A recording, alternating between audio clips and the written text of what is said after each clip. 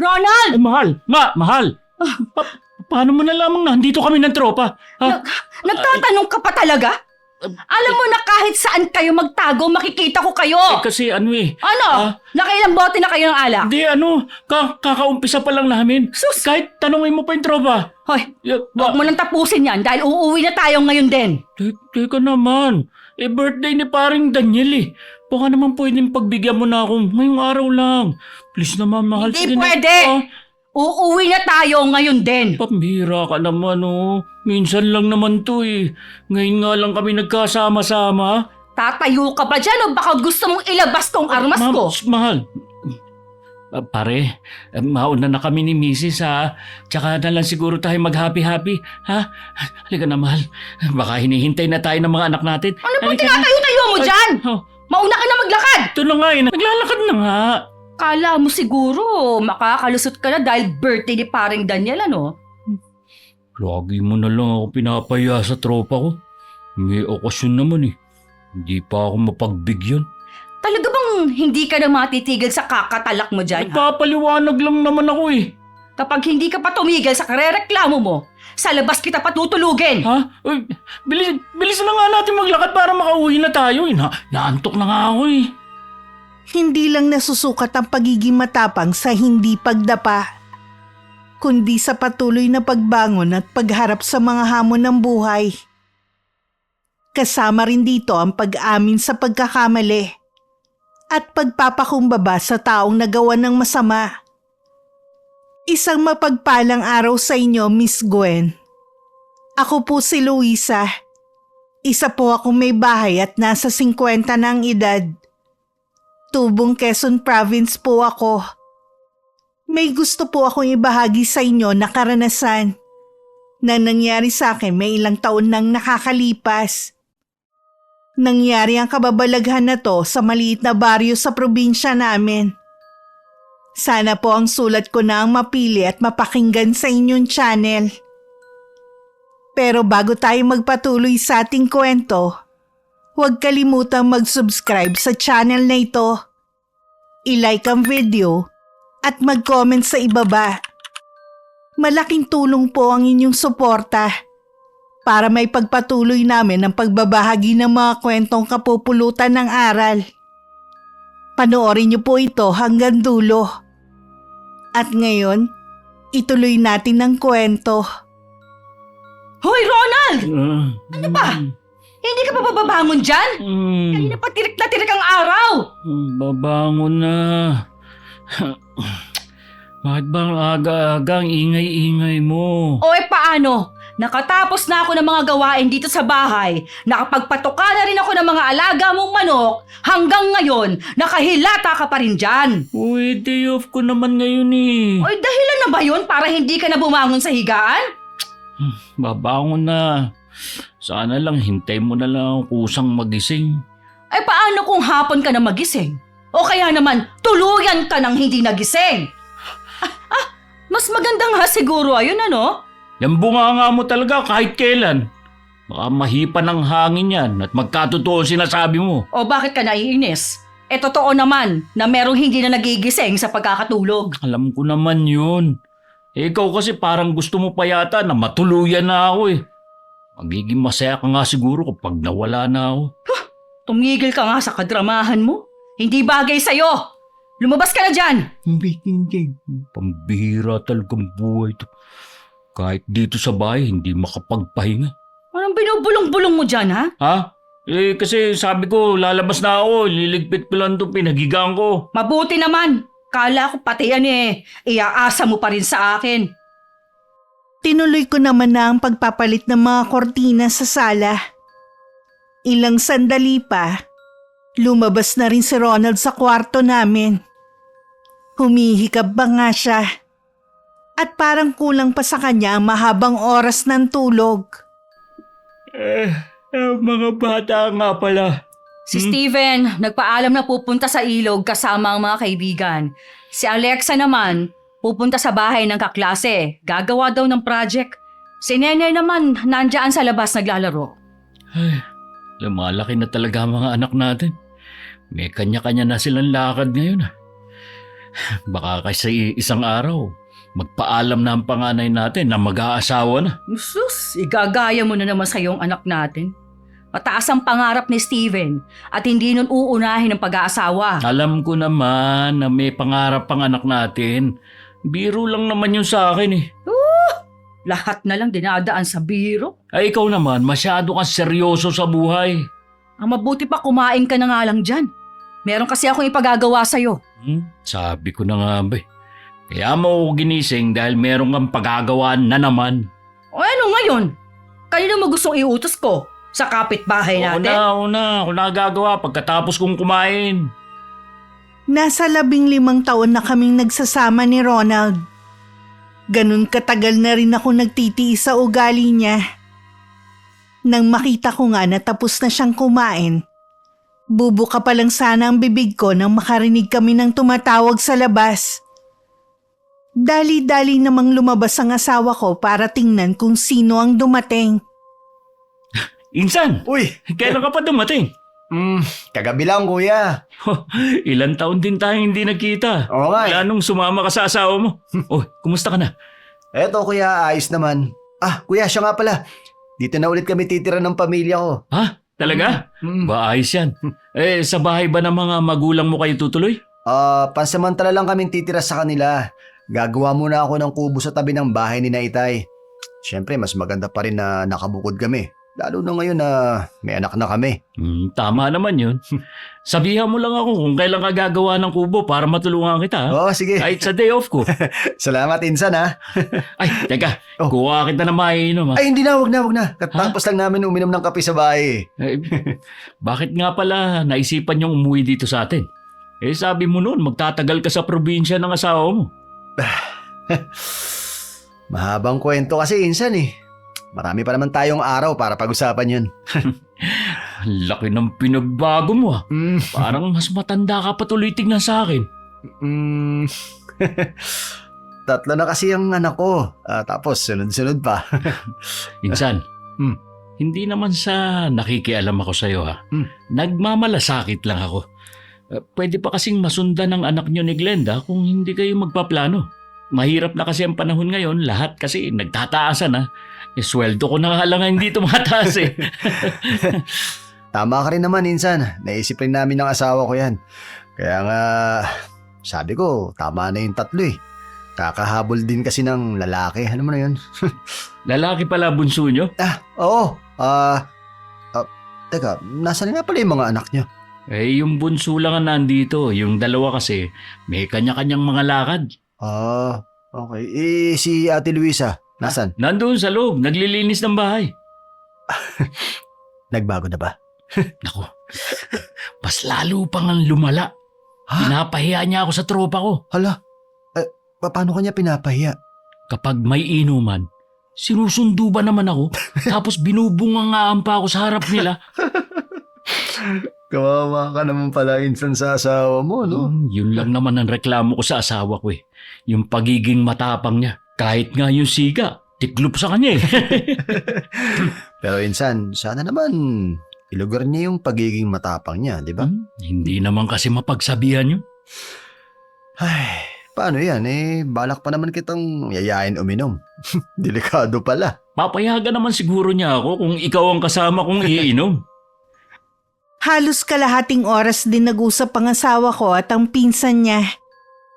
Kaya pagpasok ng bahay ni Ronald, hindi na maipinta ang mukha ko. Napapakamot na lang siya ng ulo. Dahil alam niya mas lalo niya akong ginalit. Mabuti naman, umalis na ang pinsan mo. Ha? Akala ko maghapon kayo magkukwentuhan eh. Pabulong-bulong pa kayo ha. Ikaw naman. Ngayon na nga lang kami nakapagkwentuhan ni Abel eh. Kahapon lang pala sila umuwi ng mag-anak dito. Ibig sabihin, dito na ulit sila titira? Oo. Magpapagawa daw sila ng kubo sa tabi ng bahay ng mga magulang niya. Dapat lang na nakabukod silang pamilya. Alam mo, kung makikita mo nga siya, ang laki ng pinayat niya. Mas matanda pa siyang tignan sa akin eh. Baka naging mahirap ang buhay nila sa lugar ng asawa. Ay di ba sabi mo, sa isla sila nakatira? Sabi ko nga, kapag magpapagawa siya ng kubo, sabihan ako, makatulong man lang sa kanya kahit sa araw ng day off ko. Hoy, Bago ka tumulong sa iba, yung inuutos ko muna ang sundin mo. Ha? Dinadaan mo ko sa kwento eh. Ano nga pala yung inuutos mo? Maghawan ka sa likod ng bahay natin. Masukal na at matataas na mga damo. Baka pamahayan ng mga ahas at pasukin tayo dito sa bahay. Sige, gagawin ko na yung inuutos mo. Ay dapat nga kanina pa. Tanghali ka na kasing gumising. Huwag ka nang magalit dyan, gagawin ko na nga eh. Teka, bakit nga pala nakabihis ka? Pupuntahan ko lang ang anak ni Aling Minda. Bakit? Ano nangyari kay Rosita? Hoy, huwag ka maingay ha. Mangako ka na wala kang pagsasabihan. Oo, kilala mo naman ako na hindi madaldal sa ibang tao eh. Buntis si Rosita. Ano? Hindi malaman kung sino ang ama. Ha? Wala namang nababalita na may boyfriend yung bata. Tsaka, sino naman magkakagusto sa isang dalaga na may diferensya sa pag-iisip? Yun nga ang palaisipan kay Aling Minda. Kaya ba lumipat sila ng bahay? Oo, dahil gustong itago ang pagbubuntis ng anak niya. Ilang taon na yung tiyan ni Rosita? Hula ko, nasa 7 buwan. Kinukumbinsi ko nga na magpa-check up sa doktor o kahit sa health center. Kaya lang, matigas ang ulo ni Aling Minda. Alam naman niyang bawal ng mga anak sa bahay. May tiwala naman daw sa akin na magagawa kong paanakin si Rosita. Baka kapag may nangyari, ikaw pa masisi ha? Hindi naman siguro. Dahil hindi ako nagkulang ng paalala sa kanila ha. Sige na, aalis na ako. Oy, yung pinagagawa ko ha. Oo na. Bitbit ang katamtamang laki ng bag, lumabas na ako ng bahay. Isang kumadrona ang nanay ko. Nung bata ako, lagi niya akong sinasama kapag may nanganganak. Sa paglaki ko, kahit wala naman akong formal na pag-aaral sa pagpapaanak, yun na rin ang naging trabaho ko. May ilang pa rin namang pinapatawag ako kahit alam nilang bawal ng mga anak sa bahay. Una, malayo ang ospital sa amin. Pangalawa, kakapusan ng pera. Malusog naman ang mag-inang Rosita at ang sanggol sa sinapupunan niya. Pero pinapaalalahanan ko pa rin sila magpatingin sa doktor. Pero matigas ang pagtanggi ni Aling Minda. Ang hirap naman kumbinsihin ni Aling Minda. Para din naman sa kanilang sinasabi ko eh. Pagkausap ko sa sarili ko, habang tinatahak ko ang makipot na daan paalis sa lugar na yun, hindi ko alam kung kaninong lupa yun. Pero wala nang mga bahay sa bahaging yun maliban sa kubo ng mag-ina. Habang sinusuyod ko nga ng tingin ng paligid, bigla akong nakarinig ng sigaw. Nang hanapin ko yun, isang matandang babayang nakaupo sa lupa at hirap na hirap sa pagtayo. Lola! Ano nangyari sa inyo? Mabutit dumating ka. Pwede mo ba akong tulungan? Makatayo. Kumapit po kayo sa akin. Salamat, Iha. Malapit lang dito ang bahay ko. Pwede mo ba akong ihatid? Oo naman po. Ako na rin po magdadala ng mga gamit ninyo. Tatanawin kong malaking utang na loob ang ginawa mong ito, Iha. Maliit na bagay lang po ito. Ano nga po bang pangalan ninyo? Imelda. Tawagin mo na lang akong Lola Imelda. Ako naman po si Luisa. Sa likod ng mga puno ng ipil may nakatayo palang mga bahay doon. Hindi lang masyadong kita. Dahil sa mga puno at medyo tago na rin ang lugar. Tinuro naman ng matanda kung saan ang bahay niya. Salamat uli sa iyo, Iha. Gusto mo ba ng kape? Di na po. Pinainom na po kasi ako ni Aling Minda bago ako umalis sa kanila. Nasa banda ron lang po ang bahay nila. Yung bagong lipat na mag-ina na sinasabi nila. Kamag-anak ka ba nila na dumalaw sa kanila? Kumadro na po ako at binisita ko lang po si Rosita. Ganon ba? Ang bata mo naman para maging kumadrona. Teka Lola, ano nga po pala ang nangyari sa inyo? Uy, galing ako sa pagtitinda ng mga sibuyas at bawang sa palengke. Ay, habang naglalakad ako, hindi ko nabalayan ng butas. At ayun, ay lumusot ang paa ko ron. Naku, pwede ko po bang tignan ang paa ninyo? Ay, naku, ay, oo naman. Namamaga po ito. Ilang araw din po kayong hindi makakapaglakad niyan. Sino nga pala ang kasama ninyo sa bahay na to? Ang apo ko, pero mamaya pa siya uuwi. Tatapalan ko na lang po muna ng halamang gamot para hindi na masyadong mamaga at maibsan din ang sakit. Mabuti na lang dala ko ang langis ko. Napapangiwi pa nga ang matanda habang hinihilot ko ang binti niya. Nagbilin din ako na wag babasain yun. Maraming salamat sa iyo, Luisa. Wala po yon. Kahit sino naman po gagawin ang ginawa ko. Pasensya ka na ha. Ginabi ka na tuloy. Makikisuyo ako sa isa sa mga kapitbahay ko na ihatid ka. Hindi na po, Lola. Sanay naman po ako na ginagabi sa daan. Wala pong mangyayari sa akin.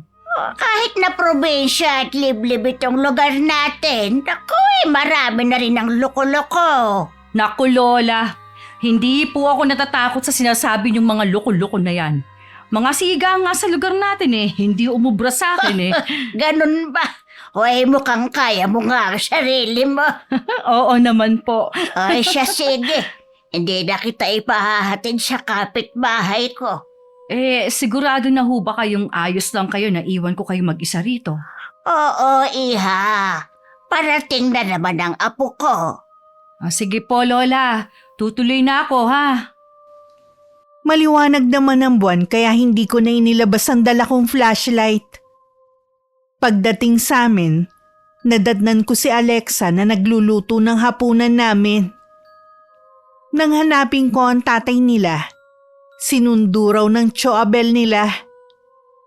Sa loob-loob ko, kararating lang dito, alak na agad ang gustong atupagin. Yung pala nangyari sa inyo. Sabi ko na nga ba, mahirap ang pinagdaanan nyo Kita kasi sa katawan mo. Mabuti na lang, naisip niyong bumalik na lang dito.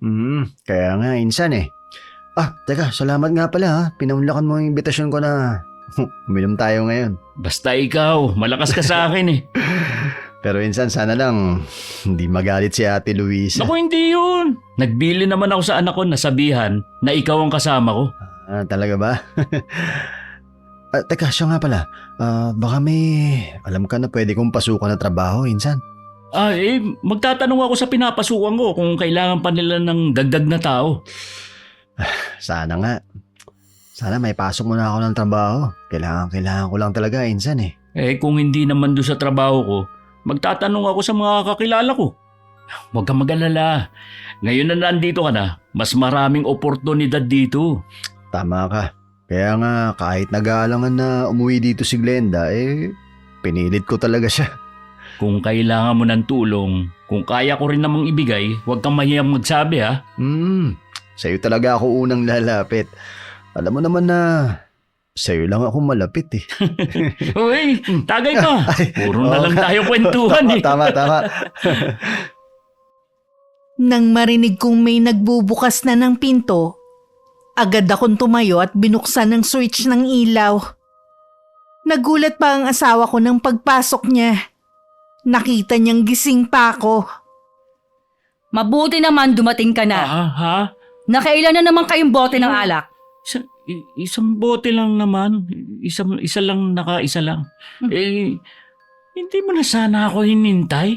Ay, sino sa tingin mo magbubukas ng pinto para sa'yo? Nagbili naman ako sa mga anak natin Naiwan bukas yung pinto. Ano? Kung pasukin tayo dito. May aso naman tayong bantay dyan kaya walang magtatangkang pumasok dito. Kahit kailan talaga hindi ka nag-iisip? Imbes na palampasin ko na lang sanang ginawa mo, ginalit mo pa ako. Bakit na naman ba? Nagtanong ka pa talaga? Ha?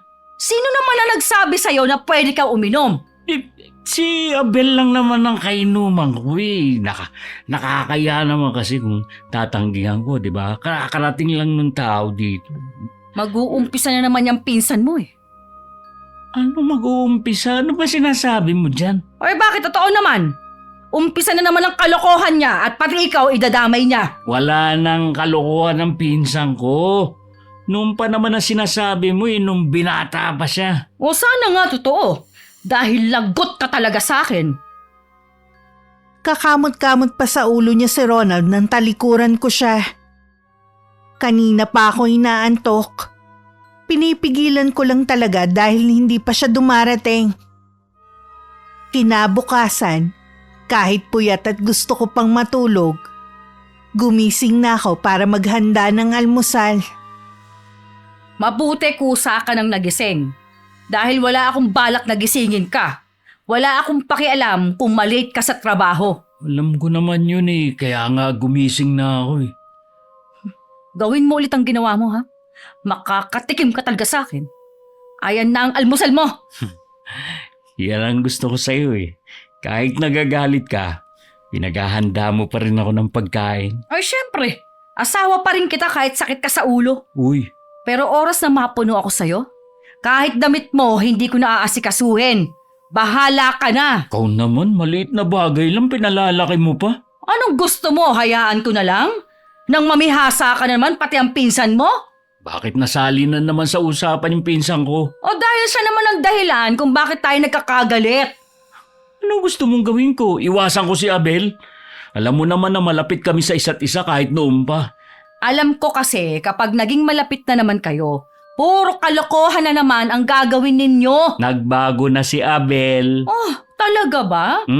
Kararating nga lang nagyaya na agad mag-inom. Baka nga matagalan na uli yun bago ako yayain nun O sana nga, kahit kailan, hindi na magyaya. Perwisyo talaga. Sabi mo? Sobra ka na. O bakit? Lalaban ka na? Ha? Hindi naman. Di naman Kakain pala na nga ako ng almusal Baka mahuli pa ako sa trabaho. Kala ko Sungit. kukontrahin mo pa ako Para maturuan ng leksyon, ilang araw ko nang hindi kinakausap si Ronald. Lahat namang ginawa niya para magkaayos kami. Pero inaangilan ko lang siya kaya siguro tumigil na. Kahit ang pinsan niyang si Abel, tuwing nagagawi sa bahay namin hindi ko kinakausap. Nung nag-day off si Ronald, nagpaalam naman na tutulungan lang sa paggawa ng kubo ang pinsan. Wala pa rin akong imek. Pero umalis pa rin siya ng araw na yon. Insan, salamat nga pala sa pagtulong mo sa akin ha. Konti na lang malapit nang matapos tong kubo namin. Sabi ko naman sa'yo kung kaya ko rin lang tumulong, gagawin ko. Salamat. Insan, kahit hindi mo nga pala sabihin sa akin, alam ko na nagkagalit na naman kayong mag-asawa. Teka, dahil ba yun sa akin? Ako, nagkakagalit nga kami, pero wala kang kinalaman do. Huwag mo nang ipagkaila. Noong umaga kasi na pumunta ako sa inyo para magdala ng ilang piling ng saging. Hindi ako pinansin ni Ate Luisa Ganun ba? Sa'yo pala galing yung mga saging sa bahay. Oo. Uy, pagpasensya mo na si Luisa. Baka wala lang siya sa mood. Ayos lang. Sanay naman ako sa kanya Umamin ka. Hindi ka pa ba nagsasawa sa ugali niya? Sa totoo lang, maraming beses ko na naisip noon na hiwalayan na si Luisa. Pero alang-alang sa mga anak namin, hindi ko tinuloy. Hanggang ngayon, magkasama pa rin kami.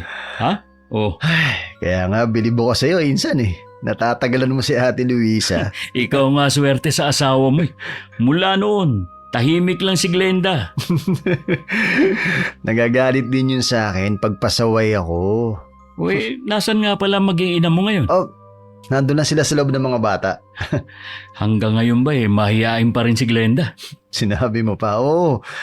Tsaka, wala naman kasi siyang mga kaibigan dito sa lugar natin, kaya wala siyang mapapasyalan. Hindi ko rin naman mapayuhan na makipagkaibigan doon sa asawa ko. Dahil sa ugali. Oo nga Tsaka, hindi rin naman sila magkakasundo. Pagkatapos nga pala ng ginagawa natin, uminom naman tayo. Sagot ko na. Ha? Sumahod naman ako kahapon. Insan, gusto sana kitang pagbigyan. Kaso lang, baka lalo magalit si Ate Ay, Luisa. ayaw mo siya! Ah. Kahit wala naman kasi akong ginagawang masama, galit pa rin siya sa akin eh. Di bigyan ko na lang siya ng dahilan para magalit. Di sige, kung mapilit ka. Kaya lang, insan, wala akong maiaambag, ha? Sa 1 linggo pa kasi ako mag-uumpisa sa trabaho ko. Tsaka salamat nga pala, insan. Kung hindi dahil sa'yo, baka matagal na ako nakatambay. Wala yun! Ano ka ba? Kailangan din kasi namin makapag-ipon eh. Ay, tama naman. Lalo na, 3 na yung anak niyo. Hindi lang yun, insan. May problema din kasi ako eh. Problema? Ano naman? Naiya akong sabihin sa'yo. Dahil pinayuhan mo pa ako dati tungkol doon, di ba? Sabihin mo na kung ano yun. Baka matulungan kita. Paano ba? Buntis si Glenda eh. Ha? Oo, baka baka nagdadalang tao siya bago kami umuwi dito. Ay, kahit hindi nyo plinano yan, isipin mo na lang na biyaya pa rin ang pagkakaroon ng anak. Dahil na rin sa pakiusap ng mga anak namin na magbati na kami, kinausap ko na rin si Ronald. Naisip ko rin na lumalaki na ang mga anak namin. At ayoko namang para kaming aso't pusa kung mag-away sa harapan nila. Ano nga palang pinagkakaabalahan ni Glenda ngayon? Sa pagkakaalam ko, sa bahay lang eh. Ay, di ba malalaki naman na ang mga anak niya? Yung pwede nang iwan? Oo, nasa elementary na yung 3. Bakit mo nga pala tinatanong? Nagpapahanap kasi ng kasambahay si Ma'am Nadia. Baka gusto niya. Linis at laba lang naman ang gagawin. Okay sana yun. Ang bait pa naman ang magiging amo niya. Kaya nga siya ang gusto kong irekomenda. Kaya lang kasi baka umayaw siya. Bakit? Namimili rin ba siya ng trabaho? Hindi, kasi buntis si Glenda. Akala ko ba wala na silang balak mag-anak dahil sa hirap ng buhay? Sabi ni Abel, baka daw nagdadalang tao na bago pa sila umuwi rito. Ang landi rin naman kasi ni Glenda. Uy, Kala mo kung sinong tahimik at mainhin? huwag mo naman sabihin yan. Hindi naman nanlalalaki yung tao eh. Kaya ako lang nasabi yon dahil hindi siya nag-iisip. Hindi ba siya naaawa sa mga anak niya? Hayaan na lang natin sila. Buhay naman nila yun. Oo nga, buhay nga nila yon. Pero kapag nagkakaproblema naman, sa'yo tumatakbo si Abel. Kahit na, masarap din naman kasi sa pakiramdam na may natutulungan tayo, di ba? Oo nga, pero namimihasa naman. Nakakawalang ganang tumulong kapag ganun. Di wag kang tumulong. Basta wag ka na lang magsalita ng hindi maganda. Naku, ayan ka na naman ha. Ayoko lang din kasi na may makasamaan ka ng loob. Nag-aalala ka rin pala sa akin ha. Oo naman. Lalo na kung si Glenda ang makakasamaan mo ng loob. Bakit naman? Naging palaaway na ba siya? Hindi naman. Noon pa naman nahihiwagaan na ako sa asawang yun ng pinsan mo, no? Saan nga pala sila nagkakilala? Sabi sa akin ni Abel noon pinakilala lang sa kanya ng isang kaibigan ng asawa niya. Siya nga pala. Hindi na ako magagalit kung sakaling iinom kayo ni Abel. Basta wag palagi ha. Bah, mukhang mabait ka ngayon ah. Ano nakain mo, ha? Bakit? Gusto mo na magbago isip ko? Hindi, wag. Nagtanong lang naman ako eh. Basta, wag lang panay alak ang atupagin mo. Alamin mo muna kung wala ka na bang gagawin dito sa bahay bago ka humarap sa inuman. Oo naman. Uy, salamat ha. Alis nga pala ako ngayon. Ha? Ikaw nang bahala sa hapunan natin. Saan ka pupunta? Dadalawin ko lang si Rosita. Kumusta na nga pala yung batang yun? Namamanas nga siya eh. Tapos ang ugat niya sa binti, naglalabasan na parang ugat ng puno. Talaga? Ang tigas naman kasi ng ulo ng nanay eh. Ilang beses ko nang sinabihan na dalhin na sa doktor. Uy, teka, hindi mo ba pwedeng i-report sa barangay yung kalagayan ni Rosita? Ano naman ang sasabihin ko kung sakali? Tsaka, baka magalit si Aling Minda sa akin. Kaya nga nagtago sila mag-ina dahil ayaw nilang may makaalam na ibang tao. Ikaw naman kasi bakit pinupuntahan mo pa sa kanila? Baka kapag hindi ka na bumisita sa kanila maisip ni Aling Minda na dalhin na sa doktor ang anak. Sumagi nga rin niya sa isip ko Kaya lang paano kung magmatigas pa rin si Aling Minda? Si Rosita ang kawawa at ang sanggol sa sinapupunan niya. Ay, nako. Dagdag alalahanin mo patuloy yung mag-inang yun. Basta, hindi ako nagkulang sa paalaala sa kanila ha. Sige na, aalis na ako. Ay, hindi ko nga pala alam kung anong oras ako makakauwi. Nang dumating ako sa bahay ni na Aling Minda, nadatnan ko sa may duyan si Rosita. Mas lalo siyang minanas ngayon at dinadaing ang paninigas lagi ng tiyan. Kinausap ko ulit ang nanay niya. Sinabi ko na delikado ang kalagayan ng dalaga. Sabi ko kahit ako, hindi ko sila maililigtas na mag-ina kung magmamatigas siya na dalhin na ang anak sa ospital. Nagulat naman ako sa sagot nito. Dahil ayos lang daw kung wala akong magagawa para sa anak niya. Matapos kong suriin ang kalagayan ni Rosita, nagpaalam na rin ako. Habang daan nakasalubong ko si Lola Imelda. Kumusta ka na, Iha? Matagal rin tayong hindi nagkita. Galing ka ba sa bahay ng mag-ina? Ayos lang naman po ako. Hindi nga po magandang lagay ni Rosita ngayon. Hindi ko naman po mapilit na dalhin na ng ina sa ospital. May tao talaga na hindi nag-iisip. Pero labis din ang pagsisisi sa bandang huli. Oo nga po. Ang hirap po kasing kausapin ni Aling Minda. Hindi nga rin siya nakikipag-usap sa mga taga rito. Masyado silang mailap na mag-ina. Natatakot lang po kasi siya na kumalat ang tungkol sa pagbubuntis ng anak eh. Alam ko na gusto mo siyang tulungan. Pero mahirap naman kasi kung ayaw naman nila. Sa itsura po ng tiyan ni Rosita, parang manganganak na po siya kahit hindi pa naman niya kabuhanan talaga. Kaya nga po linggo-linggo akong bumibisita sa kanila. Mahirap din kasing makialam sa ibang tao. Baka ikaw pa ang masisi. Sana maging maayos ang panganganak ni Rosita para matapos na rin ang obligasyon ko sa kanila. Nako. Ginabi ka na naman tuloy, Luisa. Dahil sa pakikipagkwentuhan mo sa akin. Ayos lang po. Madalas namang gabi na talaga akong nakakauwi eh. Gaya po nung nakaraan. Hindi ko basta maiwan si Rosita dahil namimilipit sa sakit ng binti at paninigas ng tiyan. Sa kwento mo, tingin ko malala ang kalagayan ng babaeng yun. Lalo na kung makikita niyo po sa personal. Paano po, Lola Imelda? Uuwi na po ako. Teka lang, Iha. Sasamahan na kita palabas. Wag na po, Lola. Baka mapano po kayo eh. Kaya ko naman ang sarili ko. Alam ko naman na matapang ka. Pero hindi sa lahat ng oras uubra yan. Dalhin mo na lang ito, ha? Pat-pat ng kawayan na pinatulis ang dulo. Kung sakaling meron kang makaengkwentro sa paglalakad mo, di may magagamit ka. Meron po bang gumagalang mababangis na hayop sa lugar na ito? Wala naman, Iha. Pero mas mabuti na yung nag-iingat. Dalhin mo na rin yung isa kong ilawan, ha? May dala po akong flashlight. Lagi po itong nasa bag ko. Ganun ba? Sige. Mag-iingat ka, Iha. Kayo din po. Sa susunod po kayo naman ang dadalawin ko. Laging bukas ang bahay na ito para sa iyo. At, Iha, iwasan mo na lang sana na abuti ng dilim sa lugar na ito. Nakatayo pa si Lola Imelda sa may pintuan. Hindi siya umaalis doon hanggat natatanaw ako.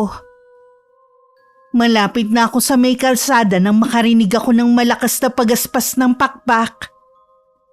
Napatingala ako sa mga puno. Pero dahil madilim, wala naman ako maaninag kahit ilawan ko pa. Ang laking ibon naman nun. Ano kayang klase yun? Teka, walang ganong kalaking ibon sa lugar namin. Maliban na lang kung, Diyos ko! Baka yun ang nilalang na kinatatakutan ng marami. Binilisan ko na ang pagtakbo. Kasabay nun narinig ko na naman ang malakas na pagaspas ng pakpak sa ulunan ko. Lalo ko pang binilisan ang pagtakbo ko hanggang makarating ako sa may kalsada. Paglingon ko sa pinanggalingan ko, wala naman akong nakita. Sakto namang may dumaan na tricycle na may sakay na mag-ina sa loob. Sumakay ako sa tabi ng driver at saka ito humarurot paalis. Masyado ka naman yatang ginabi ngayon. Ay, hindi ko maiwan si Rosita. Teka, naghapunan na ba kayo? Pinauna ko na yung mga bata. Gusto mo na ba maghain ako? Gusto ko muna magpahinga kahit sandali. Sa susunod nga, huwag ka na magpagabi sa lugar na yon. Nag-aalala ako sa iyo eh. Ilang beses naman akong ginagabi sa pag-uwi galing doon. Wala naman nangyayari sa akin. Kaya lang nga namang hintay mo pang may masamang mangyari sa iyo. Oo na, hindi na ako magpapagabi. Mahirap din kasi makasakay sa lugar na yun. Sige, sumunod ka na sa kusina ha. Tumango lang ako sa asawa ko. Naging palaisipan kasi sa akin ang naranasan ko kanina. Sa tagal ko nang nakatira sa lugar namin, wala naman ako nababalitaan na kakaiba. Kahit nung kumakain na kami, hindi pa rin maalis sa isip ko ang nangyari. Huy, kanina ka pa tulala dyan ah. Teka, may iba pa ba nangyari sa'yo? Wala naman. Napagod lang siguro ako. Alam mo naman na marami akong ginagawa bago ako pumunta sa bahay ni Aling Minda. Tapos, nilalakad ko lang din papunta sa kanila. Mula pa kasi kanina, balisa ka na eh. Huwag mo na lang akong pansinin. Wala na rin akong ganang kumain. Magpapahinga na ako. Sige. Ako na bahala rito. Kahit nakahiga na ako, iniisip ko pa rin ang nangyari sa akin. Nang tumabi nga sa akin si Ronald sa higaan, nagkunwari na lang akong tulog para hindi na niya ako usisain pa. Kinabukasan maghapon lang ako sa bahay. Nung hapon dumating si Abel. Akala ko asawa ko ang sadya niya. Yun pala ako. Ate, pasensya ka na kung nabala kita ha. O bakit? Ano bang sadya mo? Siguro nabanggit na sa'yo ni Kuya Ronald na buntis ang asawa ko. Papasuri ko sana yung mag-ina ko kung maayos ang lagay nila eh. O bakit hindi nyo sa health center papuntahin? Tuwing Martes may doktor na pumupunta doon o kaya naman nurse. Mas gusto kasi ni Glenda sa'yo eh. Kumadro na lang ako. Mas maigi pa rin kung sa mismong doktor magpapatingin ng asawa mo. Huwag mong sabihin na nahihiya din si Glenda na malaman ng mga tao na buntis siya. Hindi naman sa gano'n, Ate Luisa. Wala na kasi akong naiisip na dahilan eh. Imposible naman na tinatamad si Glenda. Mula sa bahay niyo malapit lang ang health center. Nagbabaka sakali lang naman ako kung papayag ka. Pues ayoko. Baka mamaya sa susunod hilingin niyo na ako magpaanak sa kanya. Alam niyo namang bawal ng mga anak sa bahay, di ba? Ang dami mo naman kaagad sinabi. Parang maliit na pabor lang naman ang hinihingi sa'yo eh. Para kasing hindi kayo nag-iisip na mag-asawa. Kayo ito nagpapadami ng anak tapos ikahihiya ninyo. Hindi naman sa'yo kinakahiya. Ay nako! Kahit ano pang sabihin mo, Abel, yon ang nakikita kong dahilan. Napakayabang mo naman! Kumadrona ka lang naman eh! Ikaw ang mayabang! Kumadro na lang naman palang tingin mo sa akin. Oo! Bakit ka humihingi sa akin ng tulong, ha? Hindi ko alam kung bakit ka pa pinagtsatsagaan ni Kuya Ronald eh. Ano naman ang kinalaman ng asawa ko sa pinag-uusapan natin? Ito tatandaan mo ha. Hindi ko makakalimutan ang araw na to. Hoy, Abel! Ako nga, huwag mong pinagbabantaan sa sarili kong bakuran, ha? Kung ganyan ka rin lang makipag-usap, bumalik na lang kayo ng asawa mo sa pinanggalingan ninyo! Bakit? Ha? Bakit? Sino ka para palisin kami? At sino ka rin para pagbantaan ako? Pagkatapos ng pakikisama sa'yo ng asawa ko, ganyan ka pa magsalita sa akin? Wala kang utang na loob! Sa kanya lang ako may utang na loob, hindi sa'yo! Ganon! Umalis ka na, bago pa magdilim ang paningin ko sa'yo! Lalo ka tuloy tumandanting na sa tindi ng galit mo. Magsasalita pa sana ako nang tumalikod na at naglakad palayo si Abel. Lalo tuloy ako naggitngit sa galit dahil sa kanya. Nun ko lang din namalayan na may mga kapitbahay na palang nakikiusyoso sa naging pagtatalo namin ni Abel. Pumasok na lang ako sa loob ng bahay. Pagdating ni Ronald, sa kanya ko naibunto ng galit ko sa pinsan niya. Baka naman pinagsalitaan mo ng hindi maganda yung tao. Kaya napikon na sa'yo. Ininsulto rin niya ako. Wala siyang karapatang pagsalitaan ako ng hindi maganda dahil lang sa pagtanggi ko na tingnan ng asawa niya. Balik, kakausapin ko si Abel. O tapos ano? Kakampihan mo ang pinsan mo? Hindi ko siya kakampihan. Pagsasabihan ko siya sa ginawa niya. Parang ako na rin ang binastos niya eh. Wag na wag siyang pupunta dito sa bahay natin, ha?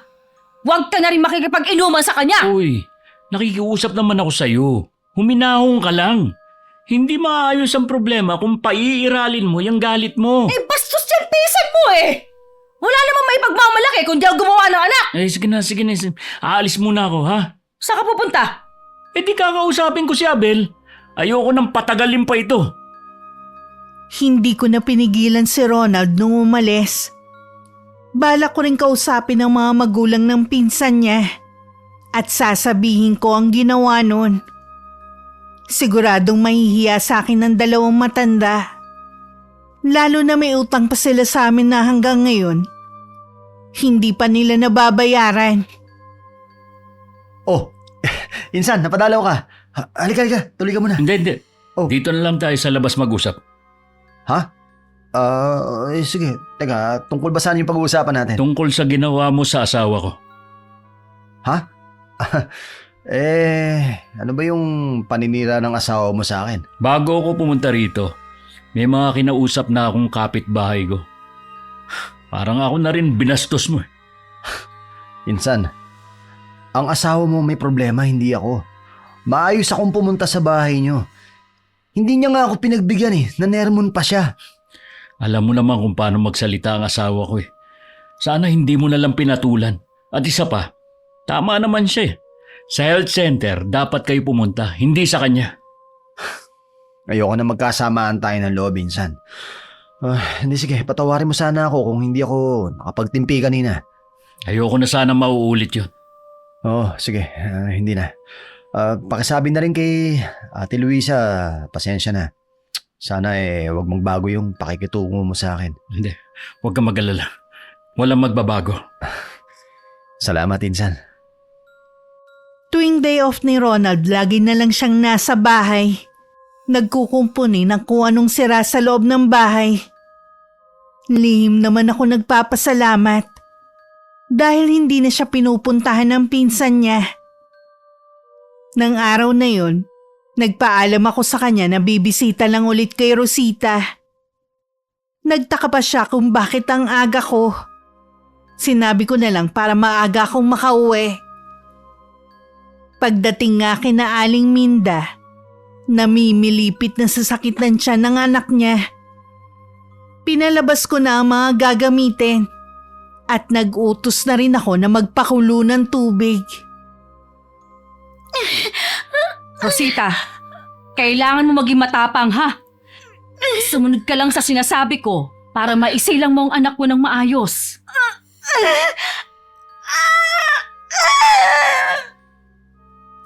Tumango naman si Rosita. Kahit kandang iwi na ang mukha sa hindi may paliwanag na kirot. Inabot din ng 5 oras bago nailabas ang sanggol. Napatitig pa ako dito bago isinagawa ang pagpalo sa puwet para umiyak yun. Umalingaw-ngaw naman ang iyak nito sa buong bahay.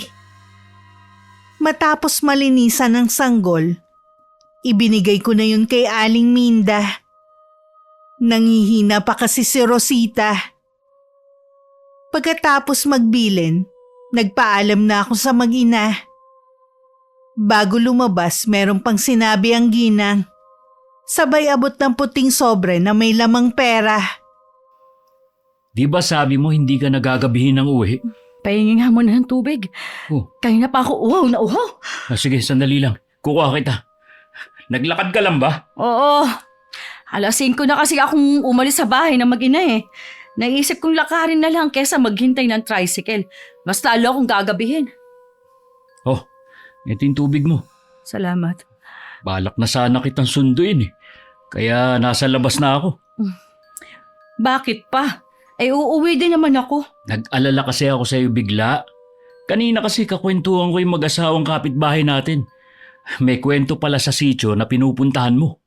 Ano namang kwento?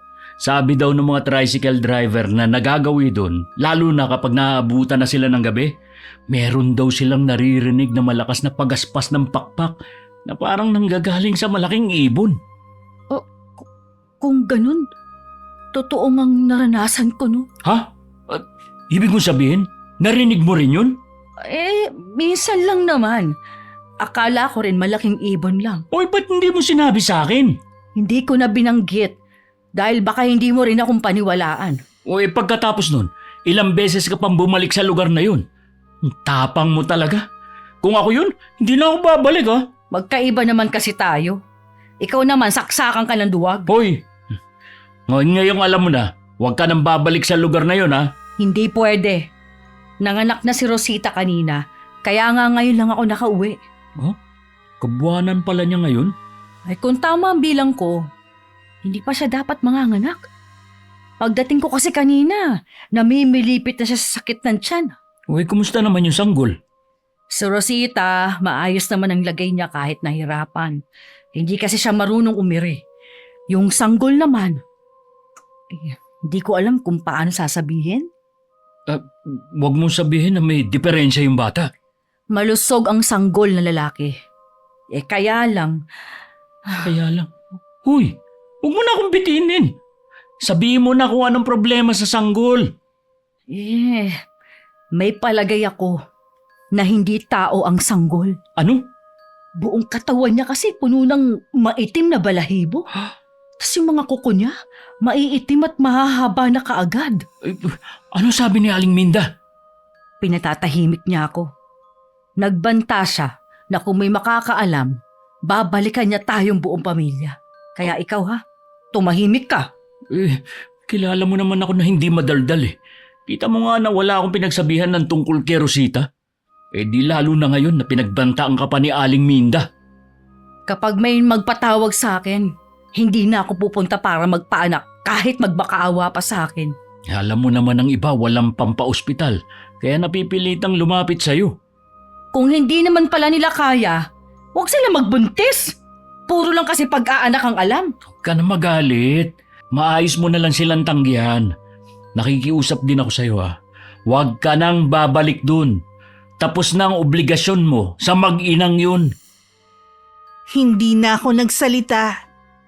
Nang tingnan ko ang mga braso ko, ramdam ko pa rin ang kilabot sa nakita kong sanggol ni Rosita. Sa huli, sinunod ko naman ang sinabi ng asawa ko na wag nang bumalik sa bahay ng mag-ina. Nang mga sumunod na araw, naririnig pa rin namin ang mga usap-usapan nila sa hinihinalang aswang sa sitio kung saan naroon ang bahay ng mag-ina. Nagkakatinginan na lang kaming mag-asawa. Pero kahit kailan hindi kami nakikisali sa usapan. Insan! Oh, Abel, ikaw pala. Kala ko kung sino yung tumawag sa akin eh. Ang tagal na nating hindi nagkikita. Teka, masyado ka bang abala? Oo eh. Ang dami rin kasing pinapagawa ni Luisa sa akin. Nag-aayos kasi ako ng unit ng isang apartment namin. Umalis na kasi yung nakatira. Gusto ng asawa ko, maayos muna bago ulit paupahan. Okay nga din ang ganun. Pero insan, nagtataka nga ako sa iyo eh. Bakit kailangan mo pang magtrabaho? May napatayo naman kayong 4 na pinto nung nag-abroad ka, di ba? Meron kasi kaming pinaglalaanan ng kita ng mga paupahan namin. Siguro para sa mga anak nyo. Oo, ganun na nga.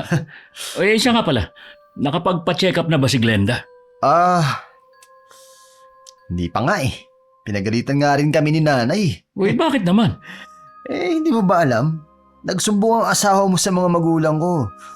Nalaman tuloy nila na nagdadalang tao si Glenda. Wala naman kasing binabanggit si Luisa sa akin eh.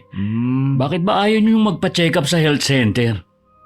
Siguro kapag nagkapera kami, dadaling ko na lang ang asawa ko sa ospital. Pwede naman, pero maganda na rin kung pumunta kayo sa center natin. May mga gamot na libre dun. May pinamimigay sila. Sige, sasabihin ko kay Glenda. Insan, may tatanong sana ako eh. Ano yun? Hindi na ba talaga nagpapaanak si Ate Luisa? Hindi na. Dahil natatakot din siya. Ha? Tsaka pinagbawalan ko na rin dahil sa nangyari sa kanya noong nakaraan. Anong nangyari sa kanya? Ha? Basta wala. Hindi ko pwedeng sabihin eh. Masyadong komplikado. Insan naman eh. Hindi mo na talaga ako pinagkakatiwala. Hindi naman sa ganun. Kaya lang, mas mabuti nang hindi mo na lang alam para din yun sa kabutihan mo. Okay. Sinabi mo eh. May 2 linggo na rin ang nakakalipas mula nang manggaling ako sa bahay ng mag-inang Aling Minda at Rosita. May mga gabing nagigising ako at parang naririnig ko ang pagpalahaw ng sanggol. Gusto kong bumalik sa bahay ng mag-ina. Kukuha lang ako ng tiyempo. Si Ronald kasi, pakiramdam ko, binabantayan niya ang kilos ko. Napahinto naman ako sa pagmumuni nang may hindi inaasahang bisitang dumating. Ang mas nakakagulat, ang gusto nitong ipagawa sa akin. Bigla tuloy umusok ang bunbunan ko. Saan ka galing? Ha? Kanina ka pa wala ah. Uy, di ba inutusan mo akong maglinis ng apartment natin? Ang tagal naman yata. Kanina pa umaga yun ah. May iba pa kasi akong ginawa. Bakit bang init na naman ang ulo mo? Paano kasi galing dito sa bahay si Glenda? Ha? Bakit daw? Anong kailangan? Yun ngang nagpainit ng ulo ko. Nag-away ba kayo? Gusto ko nga sanang awayin dahil baka sakaling matauhan sa mga pinagsasabi niya. Bakit? Ano ba sinabi niya? Sabi pa naman sa akin gusto niya ipalaglag ang dinadala niya at ako daw ang gumawa nun. Pambira, ano ba pumasok sa utak ni Glenda at hiniling niya sa'yo yun? Ayaw na pala niya mag-anak. Bakit pa nila ginawa yun? O tapos, akong nananahimik, idadamay niya sa magiging kasalanan niya. Baka hindi alam ni Abel ang ginawa ng asawa niya. Alam daw. Pinag-usapan nga daw nila mag-asawa. Nung hindi nga ako pumayag, nagalit ba naman sa akin? Bakit ko pa daw ipinaalam sa mga biyena ng kalagayan niya? Uy, sana nga hindi ka na lang nagsumbong eh. Hinayaan mo na lang sana sila. Hoy, tama lang ang ginawa ko Okay ngayon, malinaw sa akin kung bakit ayaw nilang magpa-check up. Dahil wala silang balak na ituloy pa ang pagbubuntis ni Glenda. Tapos ako balak nilang gawing kasabwat sa masama nilang plano. Kakausapin ko si Abel. Ano naman ang sasabihin mo sa kanya? Pagsasabihan ko lang siya. Wag na! Iwasan mo na lang yan. Ilang linggo na nga kami hindi nag-uusap eh. Pero kanina, aksidente kami nagkita. Sabi ko na nga iba talaga ang kutob ko sa pagbabalik nila Huwag na nga natin silang pag-usapan. May sasabihin nga pala ako sa'yo. Kaya din ako natagalan sa pag-uwi dahil meron nang tumingin dun sa apartment. Maglola lang daw silang uupa. Nagbigay na ba ng down payment? Bukas daw, babalik yung tumingin para magbigay ng down payment. Galing daw kasi siya sa trabaho kaya wala siyang dala. Yung tenant sa unang pinto pa lang nagsabi sa kanya na bakante yung apartment natin. Sige, ako na lang ang pupunta sa apartment bukas. Uy, huwag ka na magalit dyan ha. 1 linggo ka na ngang kalmado babalik na naman ba ang pagiging magagalitin mo? Kasalanan kasi ng mag-asawang yun Sa sinabi mo kay Glenda, mahihiya na silang parehong magpakita sa atin. Kinabukasan nagulat ako nang makita si Lola Imelda at isang magandang dalaga na tansya ko nasa 25 ang edad. Sila pala ang tinutukoy ni Ronald na uupa sa apartment namin. Bakas din ang gulat sa mukha niya nang makita ako. Oy, tingnan mo nga naman ang pagkakataon. Akala ko hindi na kita makikita pa. Pero dito pa sa apartment. Pero sa apartment mo pa kami uupa. Hindi na nga po ako ulit nakabalik sa bahay niyo. Huling punta ko nga pala nung mga anak si Rosita. May balita ba kayo sa mag-ina? Marami akong gustong sabihin sa'yo, Iha, tungkol sa mag-ina. at yung nangyari sa lugar namin. Ayoko kasi na marinig ng apo ko. Kaya sa ibang pagkakataon na lang ha. Okay, sige po, Lola. Sa ibang pagkakataon, dadalawin ko po kayo dito. Ay, siya nga pala. Ang ganda po pala ng apo ninyo. Naku, salamat iha. Mana siya sa nanay niya na anak ko. Kailan po ba kayo lilipat? Ngayon na rin kapag nakabayad na yung apo ko. Mukha naman pong nagustuhan niya eh. Tamang-tama to sa inyong dalawa. Oo nga. Maganda tong apartment niya at napakalinis. Bagong pintura pa nga yata. Nung umalis po yung dating nakatira, pinaayos ko po talaga ito at pinapinturahan. Gusto ko kasi maging komportable ang susunod na titira eh. Swerte ko naman po at kayo pala ang susunod na magiging tenant. Matagal nang gustong umalis sa bahay namin yung apo ko. Ngayon ko lang siya napagbigyan dahil sa mga nangyari. Nako, nasisiguro ko po na magiging maayos ang pagtira ninyo dito. Tahimik po at mababait ang mga tao sa paligid. Nang araw na yun, nagbigay na ng down payment sa apartment ang apo ni Lola Imelda. May nakausap na rin daw siya na maghahakot ng mga gamit nila.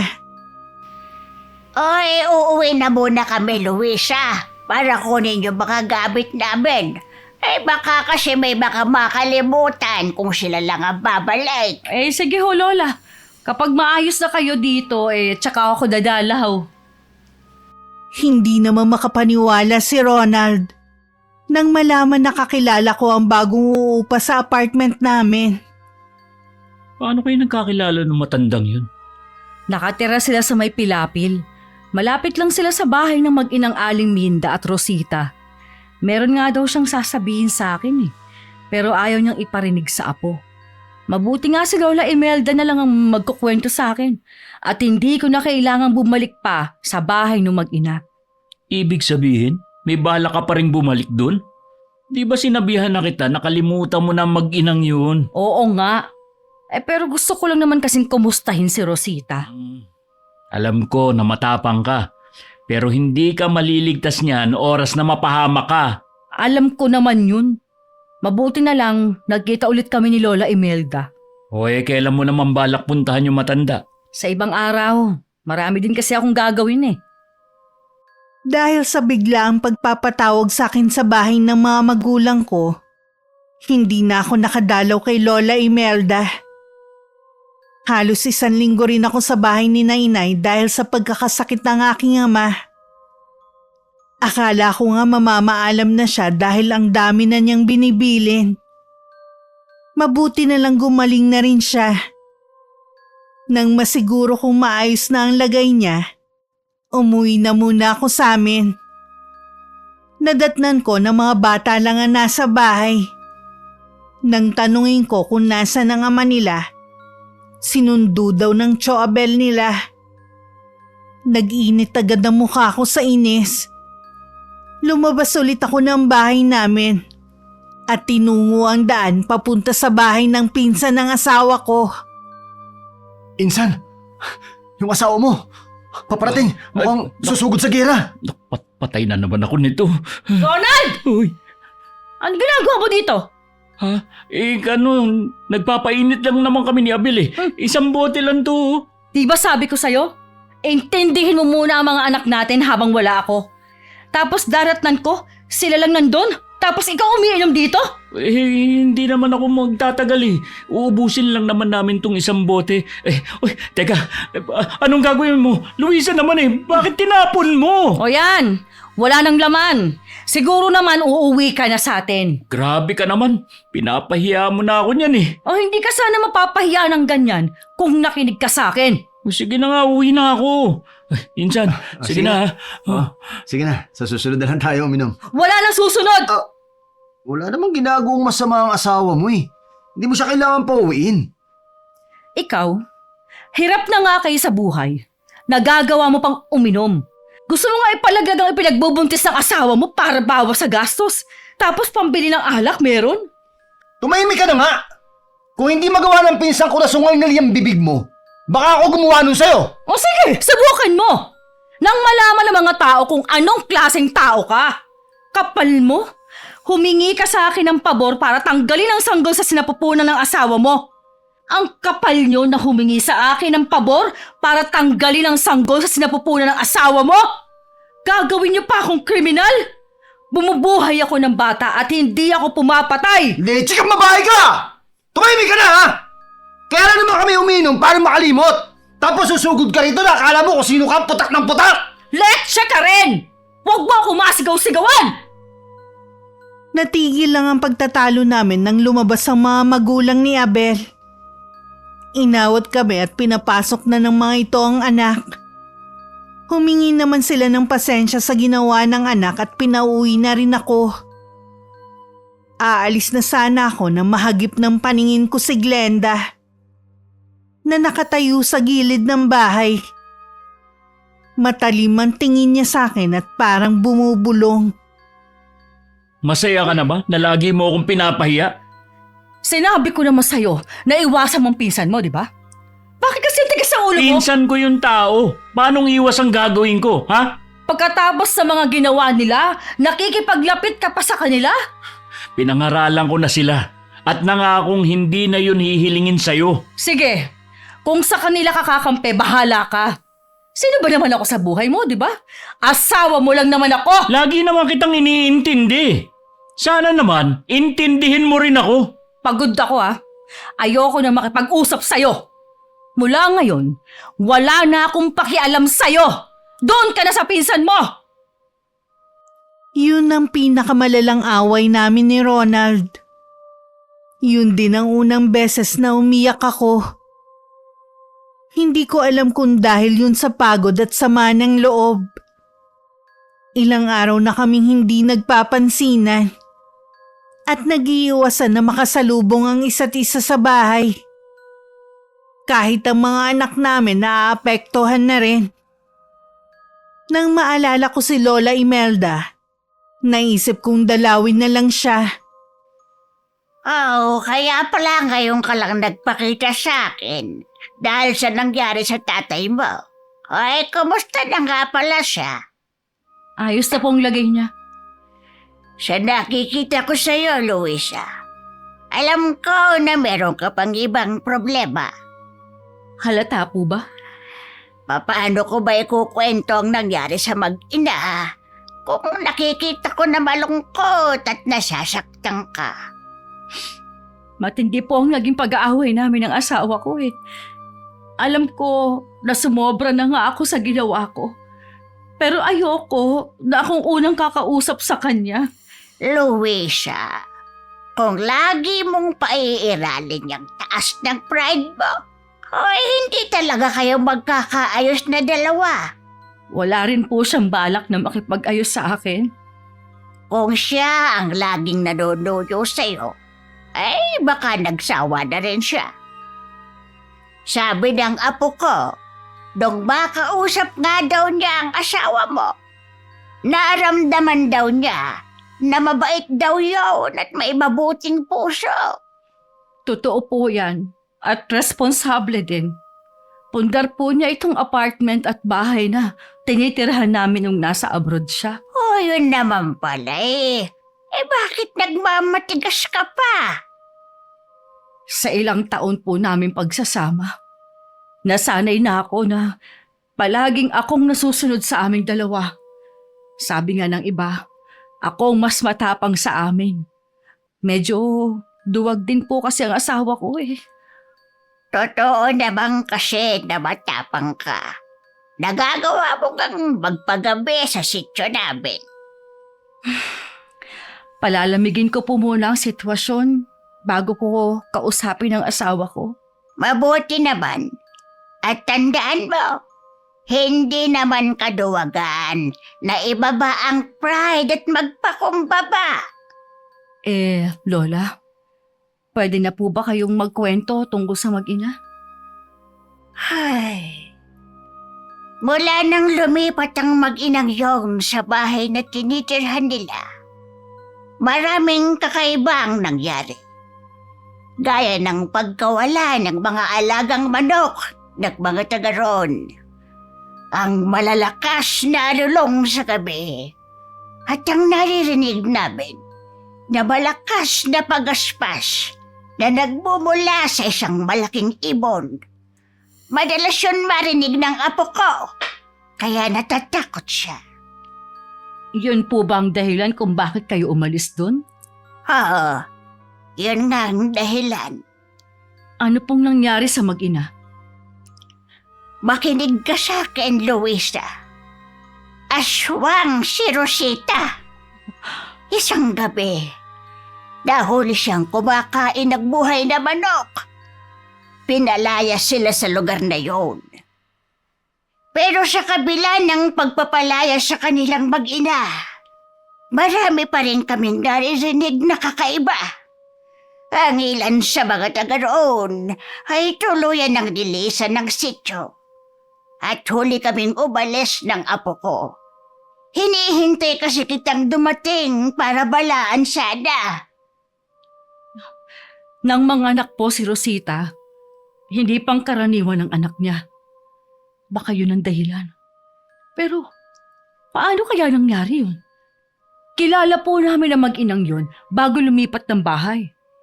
Posibleng nahawahan si Rosita ng pagkaaswang. Hindi po kaya ang humawa sa kanya yung ama ng anak niya? Posible rin. Ngayon ko naiintindihan si Aling Minda. Ang pagtatago nilang mag-ina at hindi pagpapacheck up. Gusto niyang protektahan si Rosita. Kahanga-hanga talagang pagmamahal niya sa anak niya. Gagawin ng isang ina ang lahat ng makakabuti sa anak niya. May ideya po ba kayo kung saan sila nagpunta? Walang nakakaalam. Pero marami ang haka-haka na baka sa loob ng gubat lang sila tumitigil. Sana naman nasa maayos silang kalagayan. Pag-uwi ko sa bahay, wala pa rin si Ronald. Tahimik na lang ako nagluto ng hapunan namin. Hindi ko na kasi tinanong sa mga anak namin kung nasan ang kanilang ama. Sigurado naman kasing magkasama sila ng pinsan niyang si Abel. Hindi ko na mapapatawad ang asawa mo sa ginawa niya. Hindi gagawin ni Luis ang binibintang Walang mo. ibang magkakalat nun kundi ang asawa mo. Alalahanin mo. Alam din ng mga magulang mo ang tungkol dun. Kahit mga magulang ko pa ang nagkalat, kasalanan pa rin ng asawa mo. Ang sama tuloy ng tingin sa amin ng mga taga rito. Mga kasamahan ko sa trabaho, panay ang tukso sa akin. Nasuntok ko tuloy sa pangayong hayop na bubot na yun. Yung bang dahilan kung bakit ka natanggal sa trabaho? Ano pa ba? Buwisit talaga oh. Akala ko pa naman nagbago ka na. Mainitin pa rin pala ang ulo. Eh ano ngayon? Buwisit din kasi ako sa asawa mo eh. Akala mo kung sino na. Dahan-dahan ka sa pagsasalita mo dyan. Hindi buwisit ang asawa ko. Palibasa kasi under desire ka. Sunod-sunuran ka at wala kang sariling desisyon. Uwi mo sinabi mo. Totoo naman, di ba? Lagi ka na rin niya pinapahiya. Akala mo kung sino siyang matapang.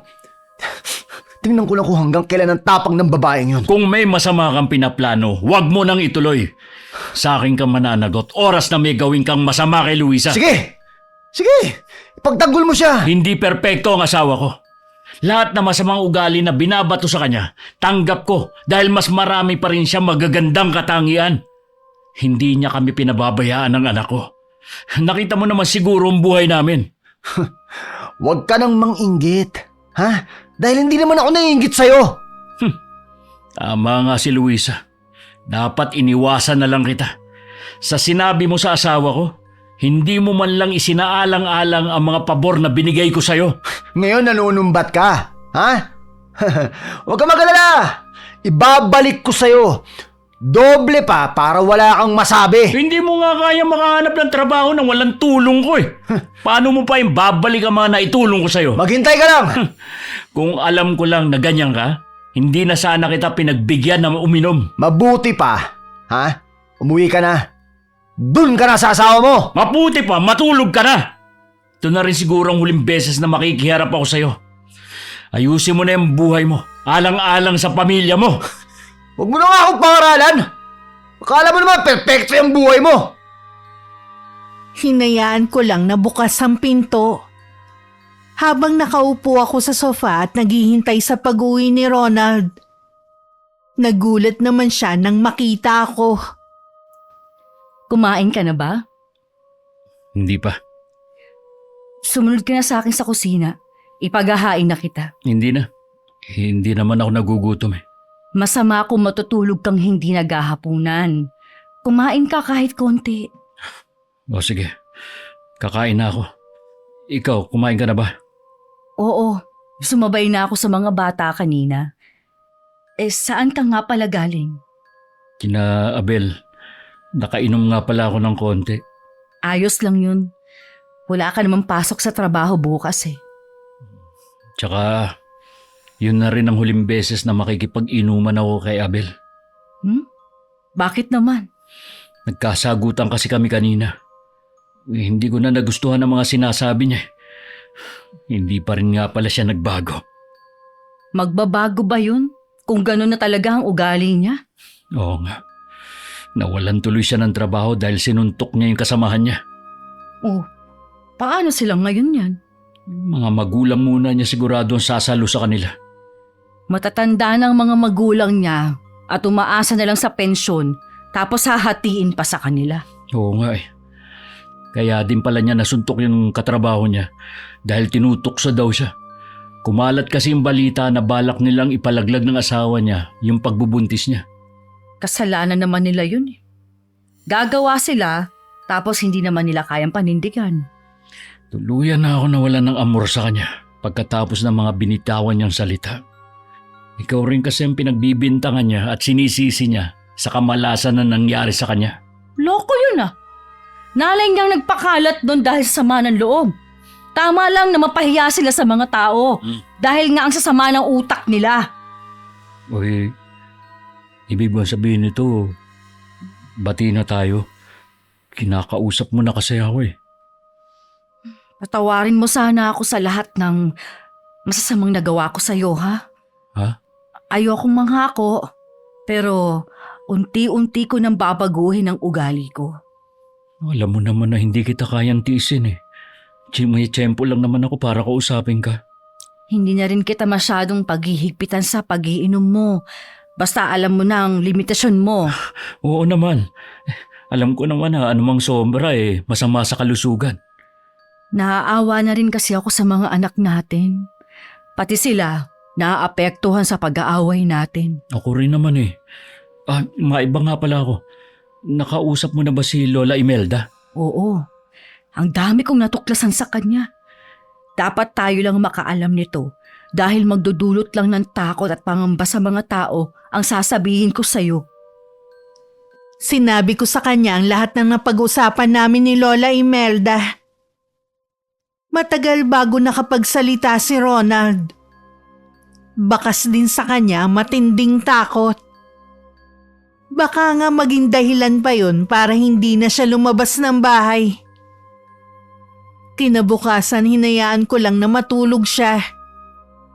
Hindi kasi siya nakatulog kagabi dahil sa kakaisip sa mga sinabi ko. Balak ko sana magsampay ng mga nilabhan ko nang biglang dumating si Abel. Ano ang ginagawa mo dito? Gusto ko makausap si Kuya Ronald. Tulog pa siya. Pwede mo ba siyang gisingin? Hindi ka rin nun kakausapin pagkatapos sa mga ginawa mo kagabi. Naubusan na siya ng pasensya sa'yo. Kailangan ko siyang makausap bago pa mahuli ang lahat. Sa akin mo na lang sabihin kung ano man yan. Ako lang pwedeng sabihin eh. Tutubuan ka lang ng ugat sa kinatatayuan mo pero hindi ka haharapin ng asawa ko. Sige. Kapag may masamang nangyari sa pinsan ko, ikaw na may kasalanan ha. Wala namang lalabas yan sa bibig mo kundi puro pagbabanta at pananakot, ha? Hindi ako nananakot lang. Tumigil ka na sa panggugulo sa amin. Wala ka na mahihita sa asawa ko. Hindi ka na niya matutulungan. Hindi naman ako nanghihingi ng tulong sa kanya eh. Baka nga siya pa ang humingi ng tulong sa akin. Kahit kailan, hindi siya lalapit sa'yo. Baka kainin mo yung sinasabi mo ha. Kung ayaw mo siyang pakausap sa akin, hihintayin ko na lang siya sa amin. Ano bang pinagsasabi ng taong yun? Itinuloy ko na ang pagsasampay ko na naudlot dahil sa biglaang pagdating ni Abel. Malapit na akong matapos nang marinig ko ang sigaw ni Ronald. Mabilis akong pumasok sa loob. Nakita ko siya na nakasalampak sa sahig malapit sa banyo, habang namimilipit sa sakit ng tiyan. Ayos ka lang ba? Sakit ng tiyan ko eh. Nakailang balik na ako doon sa banyo. May iba ka ba bang kinain maliban sa luto ko? Ha? Wala naman. May gamot pa dito. Inumin mo muna. Kapag hindi pa bumuti ang lagay mo, dadalhin na kita sa ospital. Lalo lang lumala ang lagay ni Ronald. Maliban sa pabalik-balik siya sa banyo, nagsusuka na rin siya. Nagpatulong na ako sa mga kapitbahay para madala siya sa ospital. Sa ilang oras pa lang, dugo na ang dumi niya. Tuyo ang bibig at balat. Hindi ko na rin siya makausap ng maayos. Inaapoy na rin siya ng lagnat. Pagdating nga sa ospital, kinabitan agad ng dextrose ang asawa ko dahil sa matinding dehydration.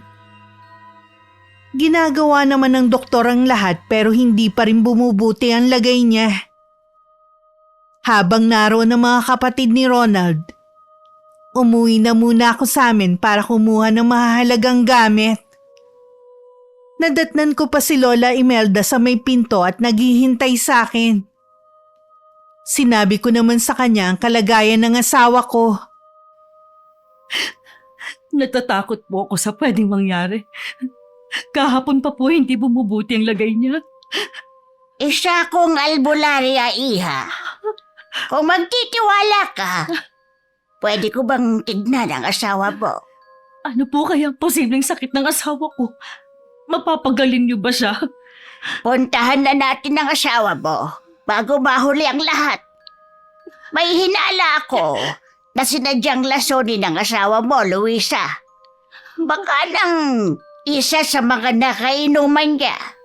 Si Abel? Tsaka ka na mag-isip. Tara na sa ospital kung nasaan ang asawa mo. Oras na lang ang nalalabi sa kanya. Dahil sa pagmamadali, hindi na ako nakakuha ng mga gamit na kakailanganin ko. Pagdating sa ospital, sa kwarto kung nasan si Ronald, pinalabas muna ang mga kapatid ng asawa ko at kaming tatlo lang ang naiwan sa loob. May inilabas na botelya ang matanda at tinapat yun sa asawa ko. Ang malinaw na langis sa loob, biglang naging itim. Oh, tama ka ako. Sana'y hindi pa huli ang lahat. Gawin niyo pong lahat na magagawa ninyo. Iligtas po ninyo ang asawa ko. Para na po ninyong awa. Huminahong ka, iha. Gagawin ko ang lahat para mailigtas siya. Pinanood ko na lang ang ginagawang pag-oorasyon ni Lola Imelda. Pinahiran din niya ng langis ang noo ni Ronald habang umuusal ng orasyon. Hindi ko alam kung gaano katagal ang ginagawang yun na matanda. Namalayan ko na lang na bumabalik na sa dati ang kulay ng asawa ko at ang labi niya hindi na tuyo. Nagmulat na rin siya ng mga mata. Nagtataka pa siya kung bakit nandun siya sa ospital. Kahit ang mga doktor, nagtaka sa biglang paggaling ng asawa ko. Paano ko po ba kayo mapapasalamatan? Wala yon, iha. Matagal na rin nung huli akong nanggamot.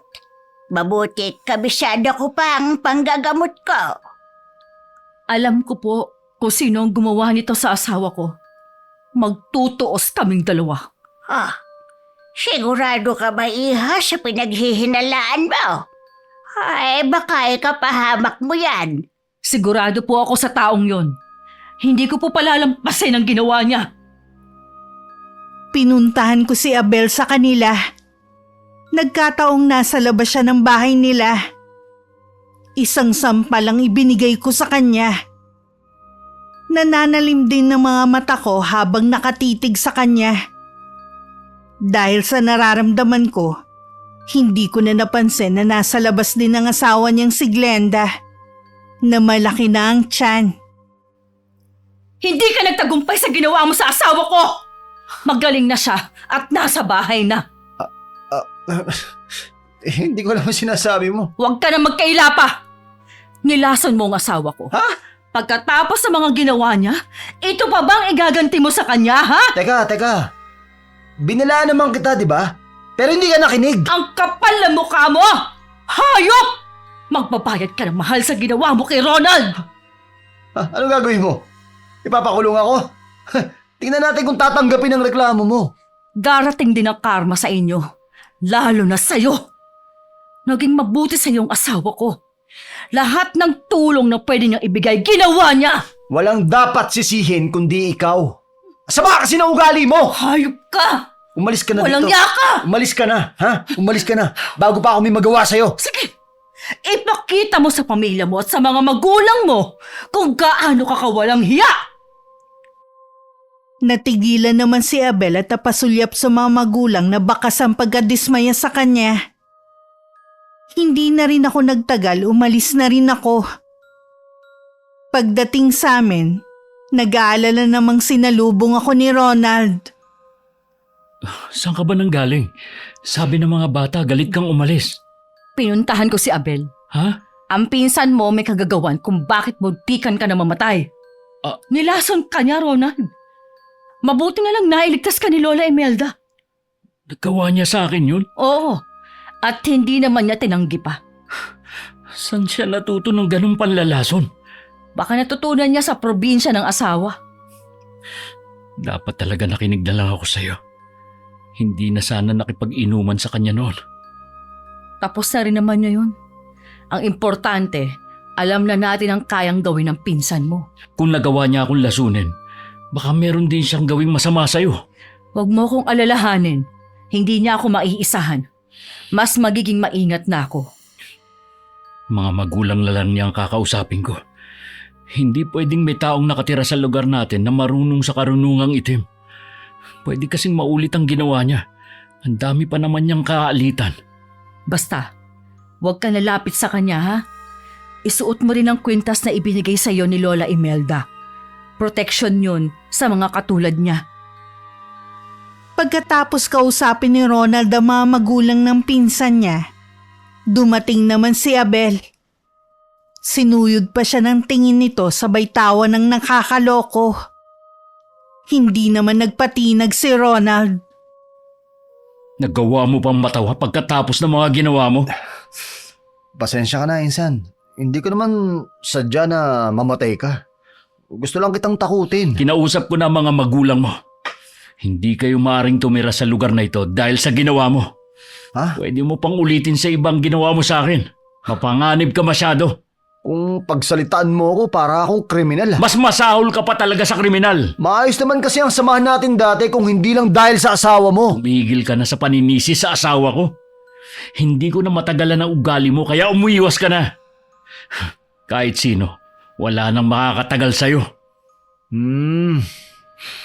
Talaga bang di mo na ako mapapatawad? Hindi na. Hindi mo na rin maibabalik ang tiwalang nawala. Insan, huwag ka munang umalis! Bakit ba kasi ako pasulsul kay Glenda eh?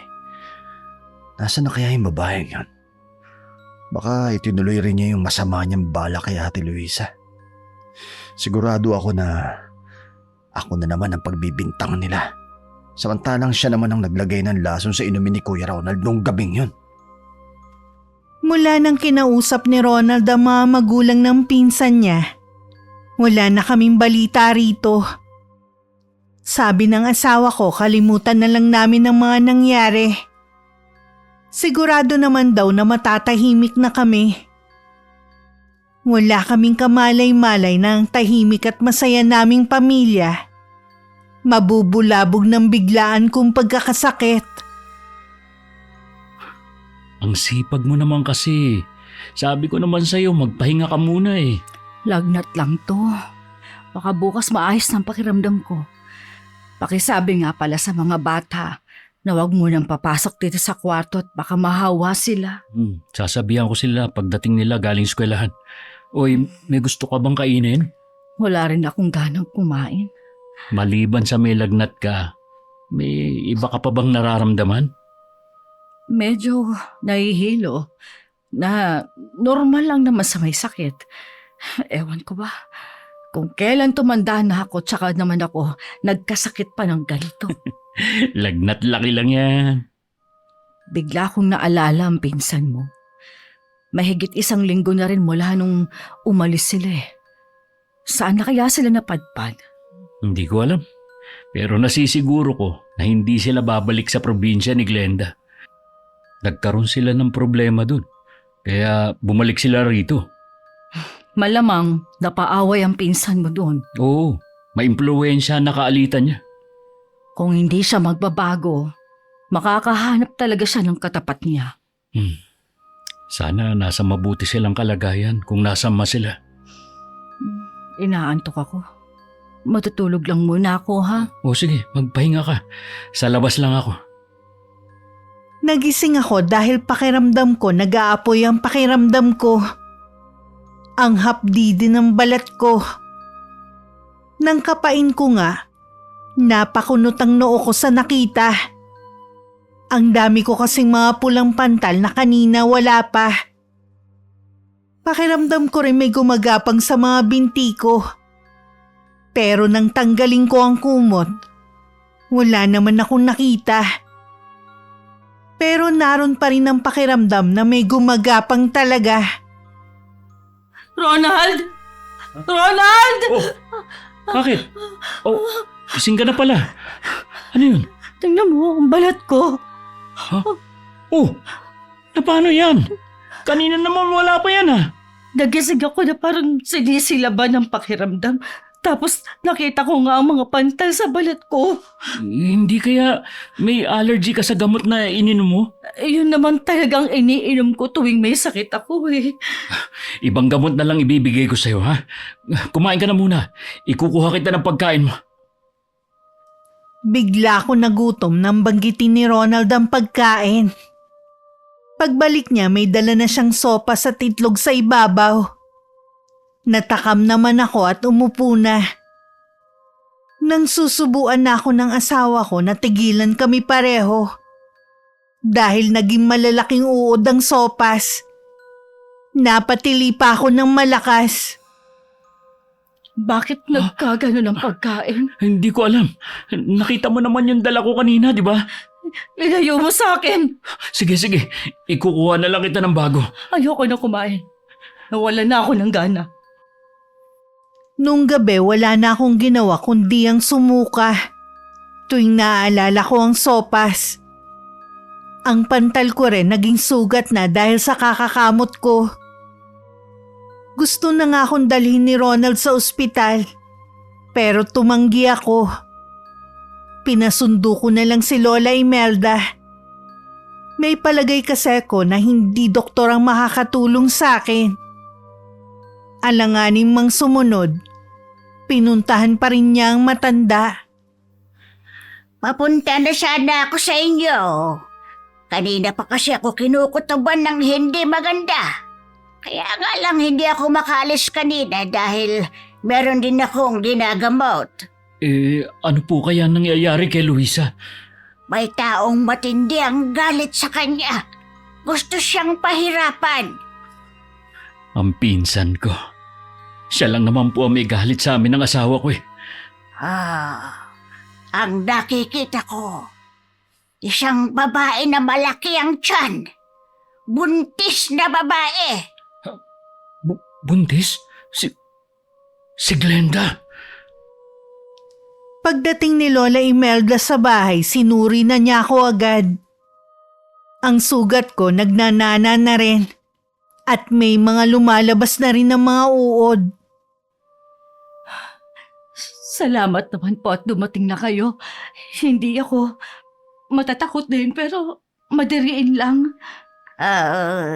Ipikit mo na lang ang mga mata mo para hindi mo makita.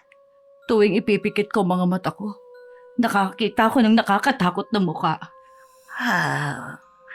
Magdasal ka lang at mawawala ang imahe na yun. Tama po ba na may bumabarang po sa akin?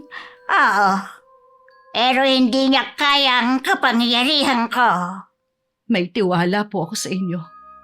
Alam ko po na mapapagaling ninyo ko. Inumpisahan na akong gamutin ni Lola Imelda. Pinatakan niya ng langis ang mga sugat ko at umusok yun kasabay ng pagtatalunan ng mga uod. Napatitig din ako sa bibig niya na umuusal ng dasal. Bigla rin naging dalawa ang tingin ko sa kanya. Hanggang sa tingin ko umiikot ang matanda. Pumikit na lang ako. At nakita ko na naman ang nakakatakot na mukha na may dalawang sungay. At may matatalas na ngipin. Naramdaman ko na lang na para akong nahuhulog sa kailaliman. Hanggang sa mawalan na ako ng malay. Pagmulat ng mga mata ko, may tapal na malaking dahon sa noo ko. Nasa tabi ko na rin si Ronald. Kumusta ka na? Kahapon ka pa walang malay eh. Magaan na ang pakiramdam ko. Mabuti naman. Tuluyan nang nawala yung takot at pag-aalala ko. Si Lola Imelda. Nandun sa labas, kasama ng mga anak natin. Mahilig pala sa mga bata si Lola Imelda. Isa lang kasi ang apo niya. Siya nga pala. Ano ang balita sa pinsan mo? Habang wala kang malay, pumunta siya rito at humingi ng tawad. Nasa kabilang barangay lang pala sila nakatira. Si Glenda ang mambabarang. Nakapangasawa ang pinsan mo ng kampon ng kadiliman. Nakipagkasundo siya kay Lola Imelda. Oras na gawin niya ulit ang pambabarang, hindi na maaawa sa kanya matanda. Babalik sa kanya ang anuman sumpa na igagawad niya. Sana mapatawad rin nila ako. Hindi rin kasi ako naging mabuti sa kanila eh. Mukhang lahat tayo may natutunan sa pangyayaring ito. Minsan talaga, ipinahihintulot ng Diyos ang masamang pangyayari sa buhay natin para magising tayo sa mga mali nating gawain. Tama ka. Hindi ito parusa kundi leksyon para sa mas lalo pa tayong mapalapit sa Kanya. Dapat talaga ay nilulugar din ng tapang. Isa yan sa natutunan ko. Minsan kasi akala natin wala tayong nasasaktang tao. Sa nangyari, madalas ko na palang naaapakan ng pagkatao ng asawa ko na labis kong pinagsisisihan. Sa ngayon mas nakikinig na ako sa mga sinasabi niya at mas lalong naging masaya at tahimik ang pagsasama namin. Hindi na rin namin tinuring na iba si Lola Imelda at ang apo niya. Sa lahat ng okasyon, lagi namin silang kasama. Hanggang dito na lang po ang aking sulat, Miss Gwen. Sana nagustuhan ito ng mga kapwa ko tagapakinig sa inyong channel. Nakapagbigay din po sana ng aral at inspirasyon ang kwento ko. Wakas. Maraming salamat sa pakikinig mga solid bangers. Kung nagustuhan niyo ang kwentong ito, suportahan niyo ang channel sa pamamagitan ng pag-like, pag-comment at pag-subscribe. Huwag din kalimutang mag-subscribe sa channel ni Ingkong, Ikalawang Yugto. Hanggang sa susunod, God bless. Magtatanong ako sa pinapasukan ko kung kailangan pa nila ng dalili. Mabuti naman dumating ka na. Ha? Nakailan na naman kayong bote ng alak? Ano, yung isang bote lang naman kami. Hindi mo... Ulit from the top. Ha? Nieta. Ture. bigyan ko lang ng suling ngayon. Ginagre. Natatakot lang po kasi siya na kumalat ang tungkol sa pagbubuntis ng forever. I wanna be forever young. Do you really wanna live forever? We are the world. Gusto mo nga ipalaglag ang pinagbubuntis ng gago mong asawa sa Diyos mo. Ang kapal nyo na humingi sa akin ng pabor